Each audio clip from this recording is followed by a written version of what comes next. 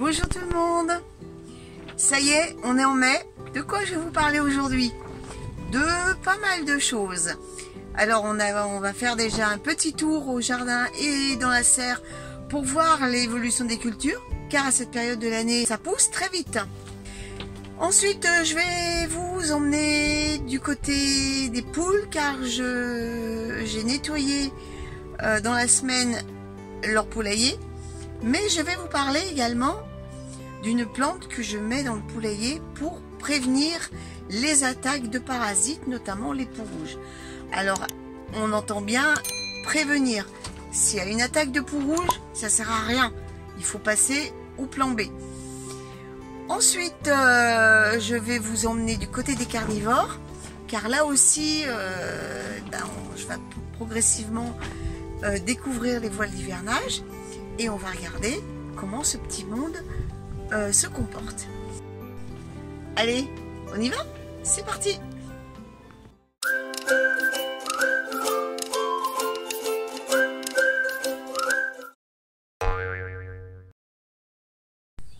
Alors côté fraises, regardez-moi ça. J'ai les fraises qui commencent à apparaître, à se former du moins.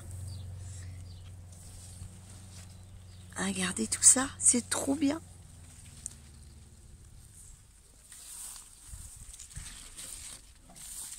Regardez. Et là c'est qu'une seule partie, hein. J'ai une avalanche de fraises. Les pommes de terre ont bien poussé, il est temps de les buter. Alors, buter les pommes de terre consiste à ramener de la terre en monticule pour favoriser le maximum de pousses de pommes de terre. Eh bien moi, je ne fais pas comme tout le monde. Je ne ramène pas de terre autour de mes pommes de terre. Je mets simplement soit du paillis, soit de la tonte de gazon, comme vous pouvez le voir sur la vidéo. Ça fait le même office et en même temps, ça nourrit le sol et ça apporte des éléments nutritifs à la plante.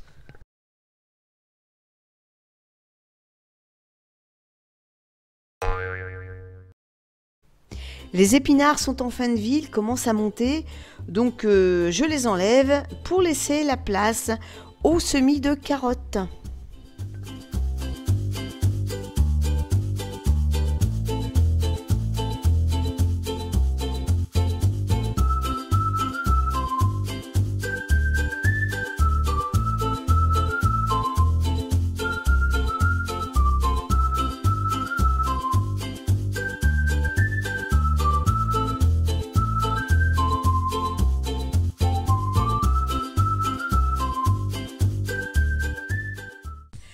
Alors, vous voyez, j'ai mis des grilles, ça ce sont des grilles d'étendage. Vous devinez pourquoi? Pour éviter que les chats viennent gratter mes semis de carottes. J'en ai mis tout le long. Un petit moment que je vous ai pas montré, mes poivrons et mes tomates. Eh bien, voilà, déjà on commence par les poivrons. Regardez, ils sont bien développés. Je crois que c'est la première année où j'ai des poivrons qui sont aussi beaux. D'habitude, ils étaient vraiment petits, plus petits que ça. Et là, regardez, ils sont quand même, ils sont jolis. Je sais pas ce que vous en pensez, mais on va voir ce que ça va donner par la suite. Hein. Regardez, j'en ai un là, il est pas mal.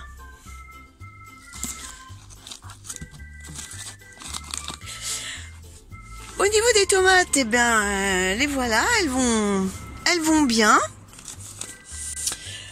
Elles attendent gentiment de pouvoir vivre leur vie en pleine terre. Mais pour cela, je vais attendre la semaine prochaine pour les mettre dehors. On n'est pas une semaine près. Je préfère laisser passer le 11, 12 et 13 mai. Là, ce sont mes courgettes. Là aussi, je vais attendre la semaine prochaine pour les mettre en pleine terre. Bon, je les ai mis quand même dans un gros pot. Mais vous voyez déjà les racines là, elles commencent à sortir. Donc c'est signe que Il va falloir que je les mette dehors. Mais pareil, je vais attendre la semaine prochaine pour le faire. J'ai repiqué les fleurs, enfin pas toutes les fleurs parce que vous voyez ici, j'ai encore des zinnias qui sont petits et puis les œillets du fleuriste. Donc pour l'instant ceux-là, ils restent dans leur terrine. Par contre, tout ce qui est œillets d'Inde, là je les ai repiqués. Les nouveaux, c'est ceux-là. Je vous montre la ciboulette de Chine. Ici, c'était l'estragon de Russie que j'avais semé en alvéole. Et comme j'avais besoin des alvéoles pour ressemer de la salade, eh ben, je les ai repiqués en godets individuels. Là, nous avons la ciboule. Ici, les choux.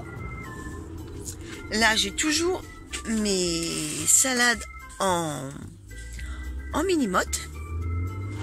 Alors, j'en ai certaines que j'ai jetées directement au compost car ça n'avait strictement rien donné. Et pour les remplacer, eh bien, j'ai refait d'autres semis de salade que vous voyez là. Donc, j'ai fait de la syrah, de la dorée du printemps, de la frisée du Beauregard qui n'est pas une chicorée mais bien une matavia. Et j'ai ressemé de la bon jardinier. J'ai repiqué également les betteraves et j'ai fait un essai de repiquage de navets en godets individuels. Je les avais semés en alvéole et puis là je les ai remis en godets individuels. On verra bien ce que ça va donner.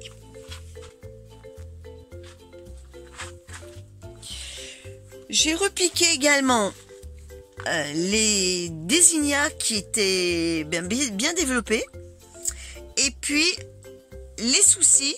Alors ces deux soucis vont aller sur la butte que je veux réorganiser. Ça, au niveau de la butte, je vous en reparlerai quand ça sera le moment.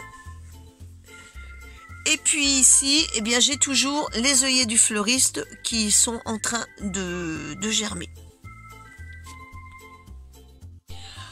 Alors j'ai certains plants que je laisse dehors, puisque ça craint pas, notamment les cosmos, et j'ai des blettes et des betteraves qui sont bien avancées, donc ceux-là, elles restent dehors, sous leur abri d'été.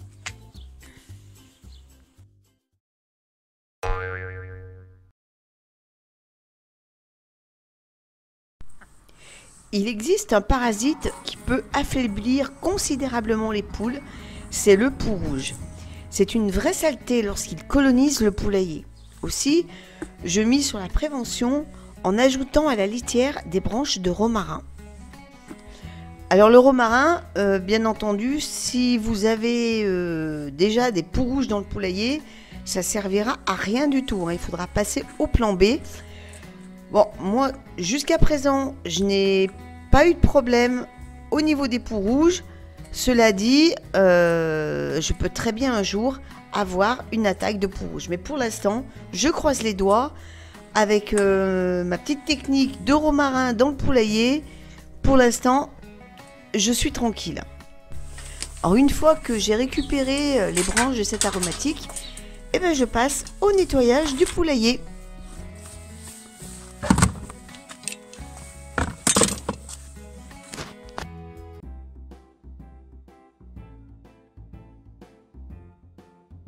Regardez-moi ces grosses mémères. Salut mes filles. Je vais faire votre dodo. Parce que vous voyez là, il y a quand même pas mal de cochonneries. Donc je vais le faire à fond aujourd'hui. C'est parti. Alors déjà dans un premier temps, je fais tout tomber ça là. Avec le râteau, je nettoie. Désolée mes grosses mères. Elle est pas contente. Je l'ai dérangée.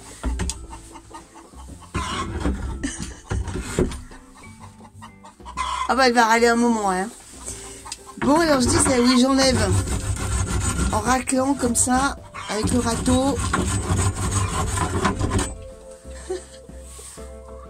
Regardez ma mère râleuse.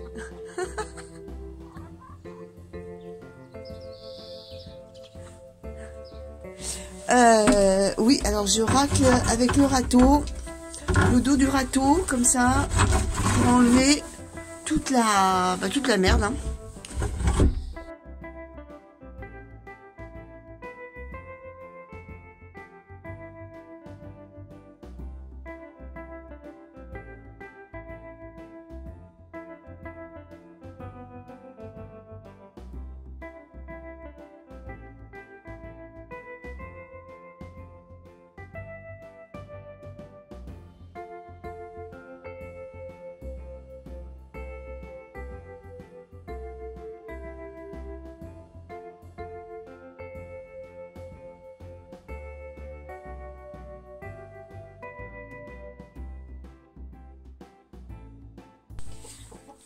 Donc voilà, j'ai tout nettoyé. Ah, il y a la blanche qui veut re-rentrer encore.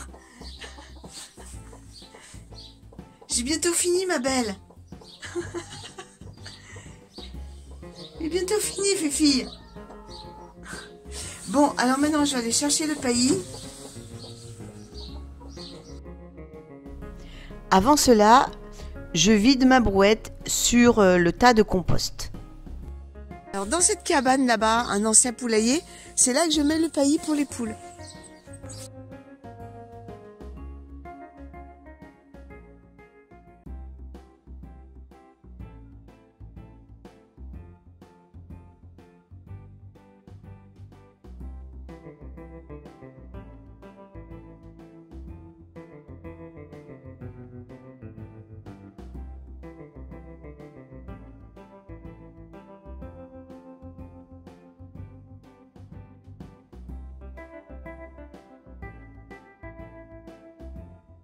J'étale d'abord le romarin avant de mettre le paillis.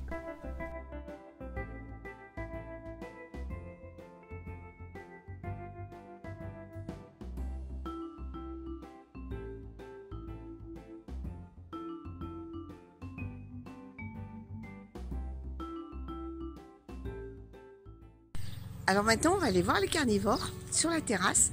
Mais je vais vous emmener avec moi. Je vais vous montrer le passage. Je l'adore. C'est une petite jungle, c'est superbe. Allez, on y va.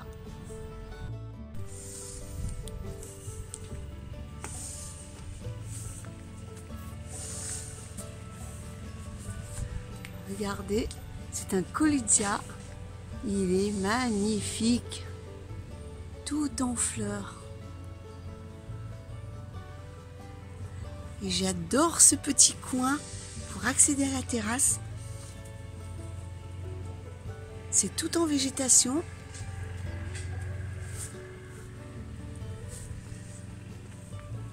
Alors au passage, je vous montre un rosier, la Cronenbourg, qui me fait des fleurs de 14 cm de diamètre.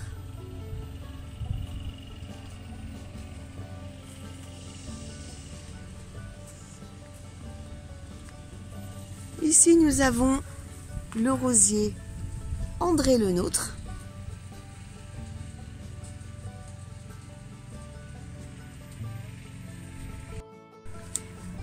Et nous arrivons sur la terrasse où il y a un bac avec des carnivores. Alors j'ai laissé encore le voile d'hivernage. Alors excusez-moi pour le bruit, mais c'est mon mari qui est en train de tondre la pelouse. Donc voilà, le petit monde va bien. La terre est quand même assez humide, donc ça suffit largement. J'ai une consoude qui s'est venue greffer ici, donc je vais l'enlever tout de suite avant qu'elle m'envahisse le coin. Voilà. La dionée est en train de fleurir. Elle est encore en bouton, hein, mais elle va fleurir. Idem pour les sarracénias. Vous voyez, on a une ample florale. La Drosera capensis également. Mais ça, je vous la montrerai quand elles seront en fleurs. Donc, tout ce petit monde va bien, c'est trop bien. Ils ont passé l'hiver sans encombre. Surtout qu'il faut savoir que la Drosera capensis, c'est une plante qui vient d'Afrique. Et c'est une grande frileuse, donc qui n'aime pas les gelées. Eh bien, on a eu quand même quelques-unes, petites gelées, on a même eu de la neige. Eh bien, sous ce tunnel de voile d'hivernage, eh bien, elle a bien été protégée. Donc voilà. Alors, je vous avais dit que cette année, je voulais acheter un grand bac pour faire une genre de tourbière. Je crois que je vais le faire l'année prochaine pour deux raisons. La première, c'est que côté finance, je vais mettre des sous de côté pour ma serre. Pour mon projet, vous savez, je veux installer une serre dans le potager. Donc ça, l'argent que je vais mettre de côté, eh bien, ça ne sera pas pour ce bac. Quoique, le prix est quand même dérisoire par rapport à la serre, mais je préfère concentrer les sous pour la serre. L'année prochaine, ça sera pour la tourbière. Et deuxième raison, c'est que je les ai installés il y a peu de temps, donc je ne veux pas leur occasionner un nouveau stress. Eh bien, sur ce, je vais vous laisser. J'espère que cette vidéo vous aura plu. Et on se donne rendez-vous dimanche prochain pour un nouveau sujet. Le sujet que je vais traiter la semaine prochaine, ce sera l'eau. À bientôt tout le monde!